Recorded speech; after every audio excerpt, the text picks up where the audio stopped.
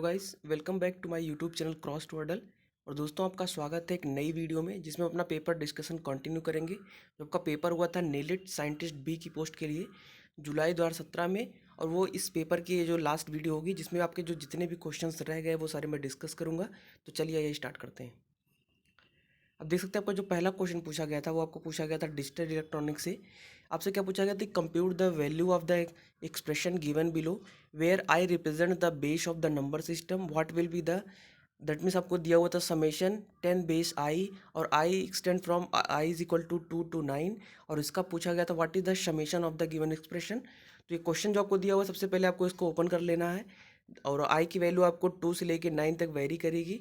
और उसके बाद आपको क्या करना है कि जो आपको वैल्यूज़ दे रखी हैं, दैट मीन्स जो 10 दिया हुआ है इसको बाइनरी नंबर में कन्वर्ट करने के बाद इसको सारी जो वैल्यूज़ हैं उनको डेसिमल नंबर में कन्वर्ट कर लेंगे। जैसे आपका जो 10 है वो जब बेस 2 में दिया हुआ है, इसको जब डेसिमल कन्वर्जन करेंगे तो उसकी वैल्यू आपको 2 मिल जाएगी। इस तरीके से आप सारे कन्वर्जन करने के बाद जो आपको आपकी जो सीरीज़ है उसका जो समेशन आपको मिल जाएगा वो मिल जाएगा आपको 44, और आपका ऑप्शन हो जाएगा option D will be the right answer for this question. ठीक है, चलिए बात कर लेते हैं नेक्स्ट क्वेश्चन की।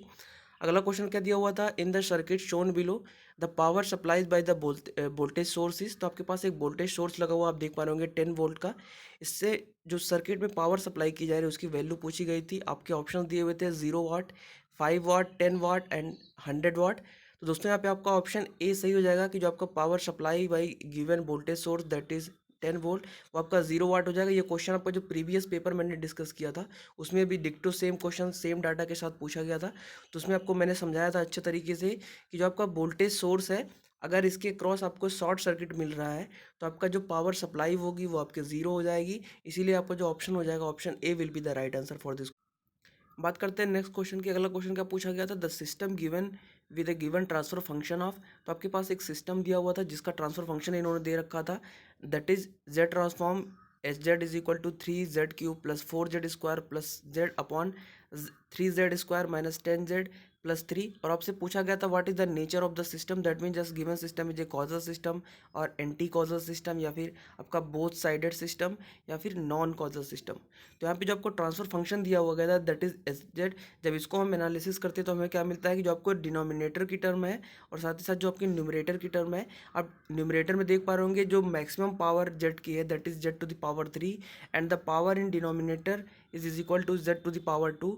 व्हेन आपको जेड ट्रांसफॉर्म में पता ही है कि अगर आपका जो डिनोमिनेटर की पावर है वो न्यूमरेटर की पावर से कम है, या फिर आप कह सकते हैं कि द पावर या फिर order of the numerator is greater than the denominator, the given system is anti causal system. और आपका जो ऑप्शन यहाँ पे सही हो जाएगा anti causal system, that means option B will be the right answer for this question. ठीक है, चलिए बात करते हैं नेक्स्ट क्वेश्चन की। अगला क्वेश्चन आपको क्या दिया हुआ था कम्युनिकेशन सिस्टम से कि consider the frequency modulated signal 10 cos 2π 10⁵ plus 5 sin 2π into 1500t plus 7.5 sin 2π 1000t with a carrier frequency of 10⁵ hertz, the modulation index is. तो दोस्तों ये जो क्वेश्चन दिया हुआ था इसमें कुछ डाटा इनकरेक्ट दिया हुआ था, इसीलिए जो नेलिट द्वारा फाइनल आंसर की जारी की गई थी उसमें इस क्वेश्चन को एलिमिनेट कर दिया गया था। दैट मीन्स ये क्वेश्चन आपका इवेल्युएशन में कंसीडर नहीं किया गया था, ये क्वेश्चन आपका गलत दिया हुआ था। ठीक है, चलिए बात करते हैं नेक्स्ट क्वेश्चन की। अगला question fill in the blank से रिलेटेड था ईडीसी से कि NMOS डिवाइसेज है fill in the blank switching speed.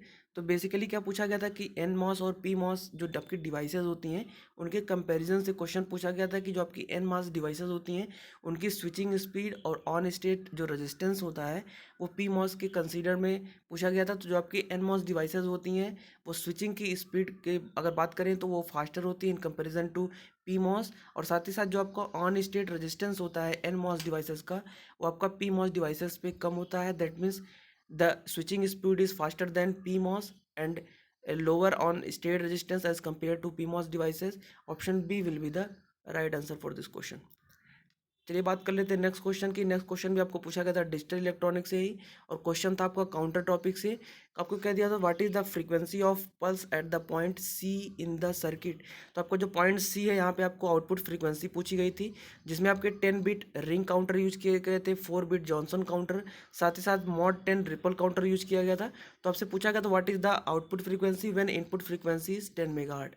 तो यहाँ पे आपके तीन आपके काउंटर दिए हुए थे। पहला काउंटर था आपका ring counter, second one is Johnson counter and third one is mod 10 counter.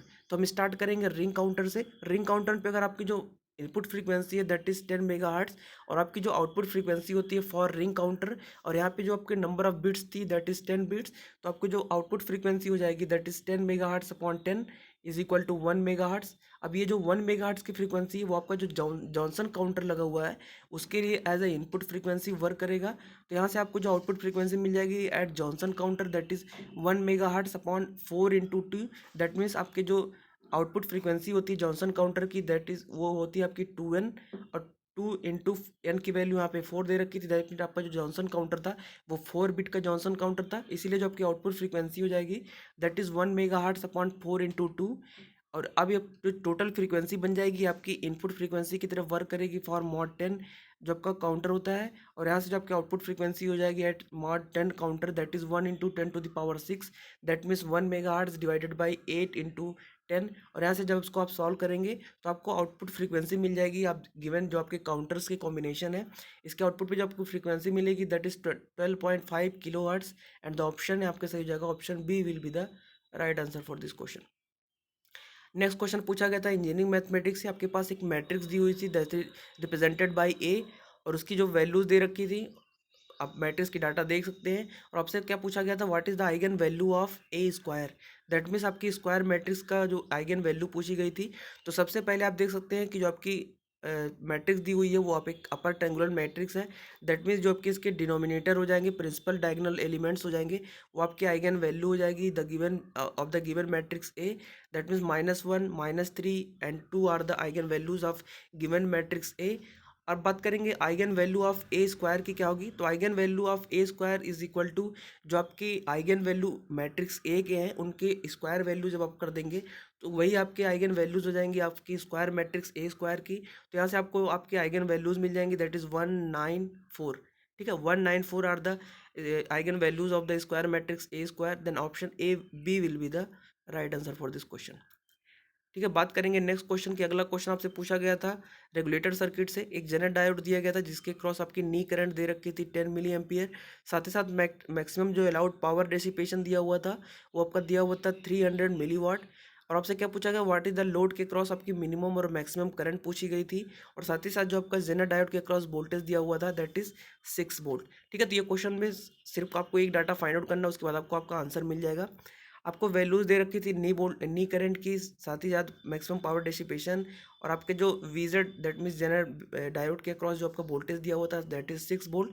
अब यहाँ पे हम बात करेंगे जो आपकी लोड के क्रॉस मैक्सिमम करंट होगी वो आपकी कब होगी, वो आपकी तब होगी जब आपका जो आउटपुट है जेनर डायोड का उसके क्रॉस जब आपका वोल्टेज आपका 6 वोल्ट हो जाएगा। तो यहाँ से आपकी जो लोड के क्रॉस मैक्सिमम करंट हो जाएगी दैट इज 9 - 6 अपॉन 50 ओम, क्योंकि जो आपकी इनपुट वाली ब्रांच है उसमें 50 ओम का रेजिस्टेंस लगा हुआ है, upon -5 milliampere -5 milliampere, क्योंकि ये जो करंट है वो नी करंट है जो आपकी जनरल डायोड के क्रॉस फ्लो करेगी, और आपका आउटपुट के या फिर आप कह सकते हैं लोड के क्रॉस जो आपकी करंट मिल जाएगी दैट इज 9 - 6/50 -5 मिली एम्पियर, और आपको मिल जाएगा 55 मिली एम्पियर। ठीक है, अब आप बात करेंगे जो आपके ऑप्शन दे रखे थे आपका इसमें सिर्फ ऑप्शन एक जिसमें सी वाला ऑप्शन है इसमें आपका जो मैक्सिमम करंट है वो 55 मिली एम्पियर है, तो इसीलिए आपका जो ऑप्शन आपको मिनिमम की फाइंड आउट करने की ज़रूरत भी नहीं है, क्योंकि आपको मैक्सिमम जो आपका एक ही आंसर में दिया हुआ है तो ऑप्शन यहाँ पे आपका सही हो जाएगा, option C will be the right answer for this question.